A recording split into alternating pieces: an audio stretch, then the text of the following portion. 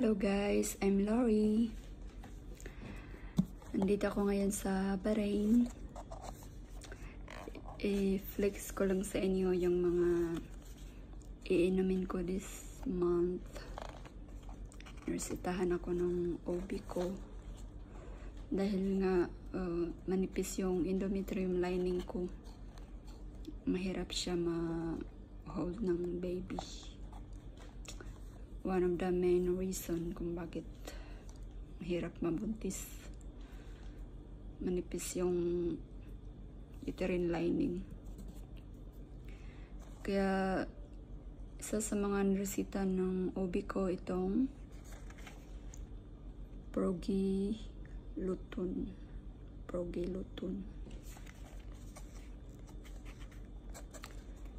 Itong Progiluton, meron siyang estrogen at saka progesterone.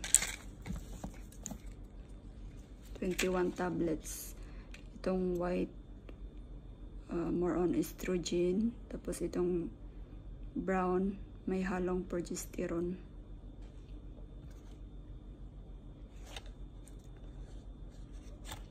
Hmm.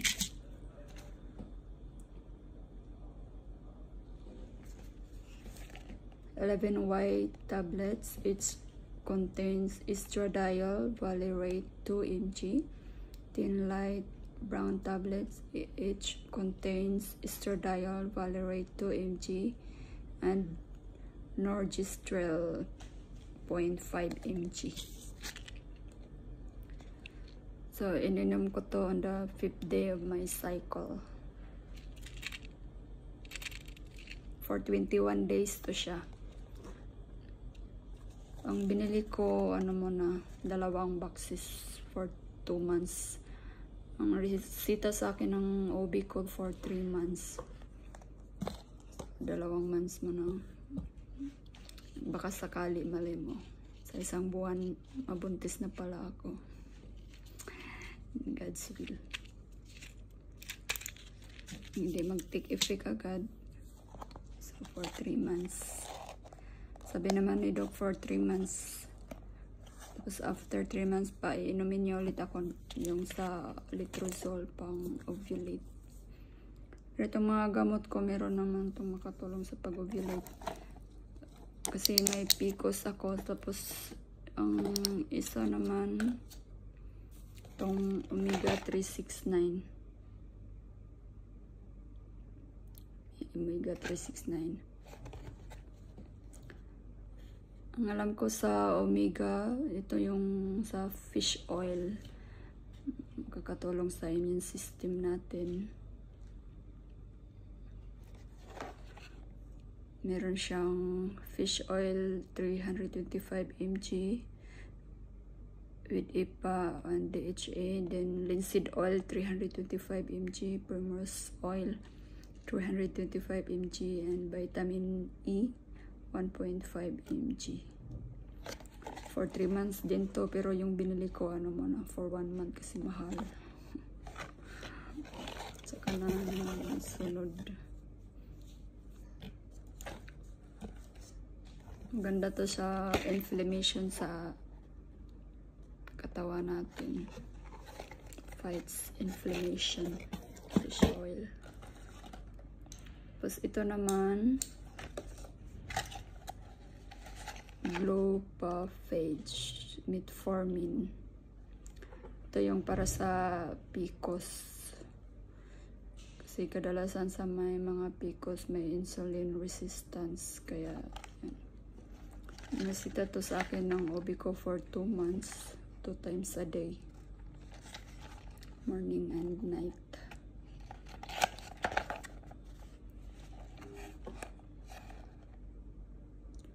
Ito yung contains. Each prolonged release tablet contains 500 mg metformin hydrochloride equivalent to 390 mg metformin base. So ito yung kadalasan mga resita sa may mga PCOS na gusto magbuntis.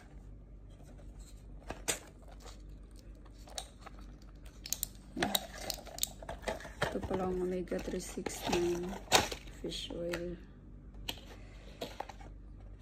Kagabi ko pa ito ininom.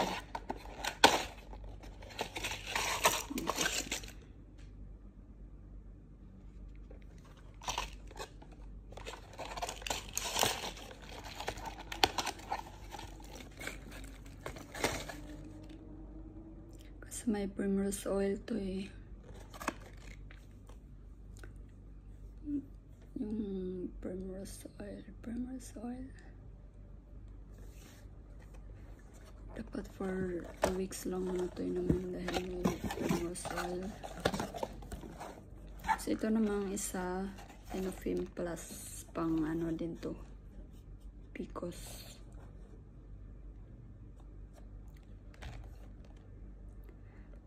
Support female reproductive health and helps to maintain a psychological well-being during the menstrual cycle.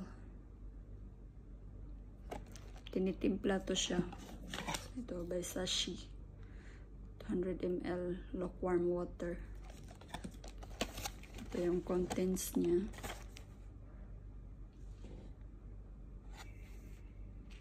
Kita ba?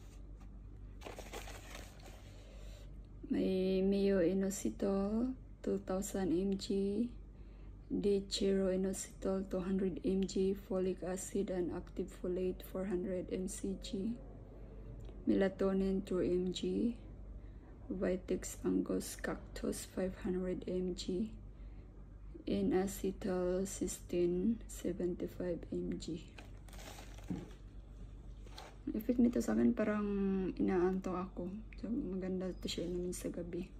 Kasi may melatonin kaya nakakaantok. Maganda sa tulog. For 2 months din to. Inursita sa akin. Morning and night iinumin. Isang buwan ako uminom nitong metformin tsaka Enofim. At hindi pa ako nabuntis kasi nga manipis din yung, at saka uminom ako ng metformin tsaka itong Glufapage for 1 month na, tapos for 5 days yung letrozole para pang ovulate, pero dinatnan ako, hindi ako nabuntis eh. So far sinabi naman kasi ng OB ko na manipis yung uterine lining ko, nasa 5 cm lang, manipis, kaya 50-50 daw mabuntis. Hindi niya pinagpatuloy.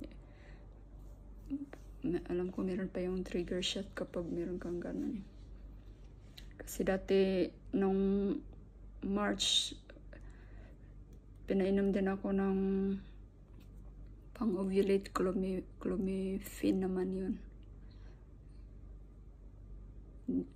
Yun, mababang doses lang yung binigay sa akin doon. Isang tablet.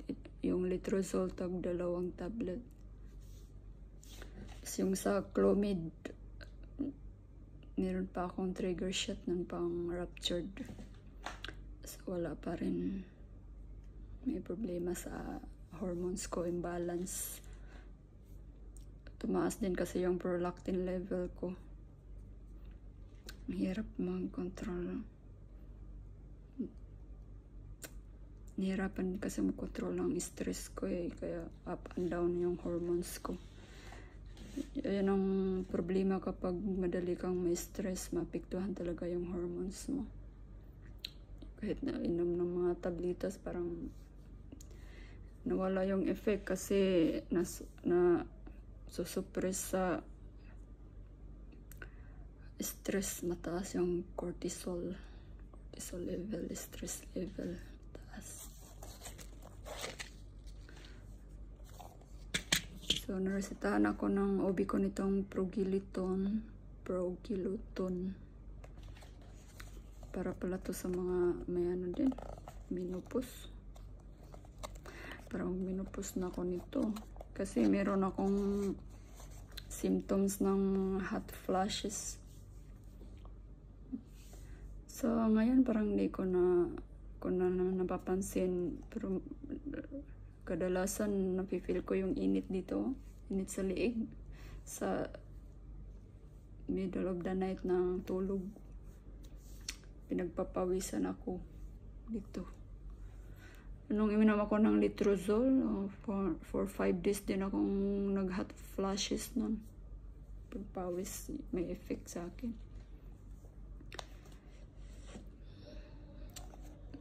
Kaya ngayon, gusto ko lang itong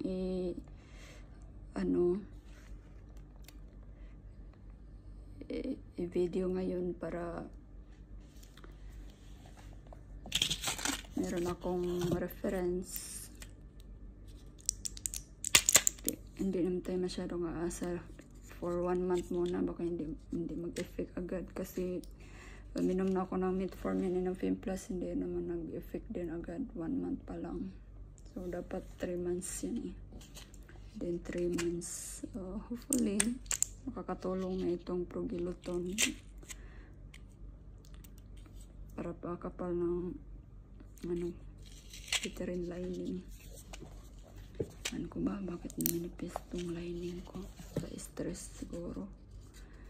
Nagda-diet na ako, nag-exercise na ako. Pero sa stress, hindi ko maiwasan. Talagang darating siya. Pag may problemang darating, ang bilis kong ma-stress. Yan. So, yun lang guys. Update ko lang kayo ulit. Kung may progress, tulungan niyo akong pagdasal. Sana makabuo na tayo.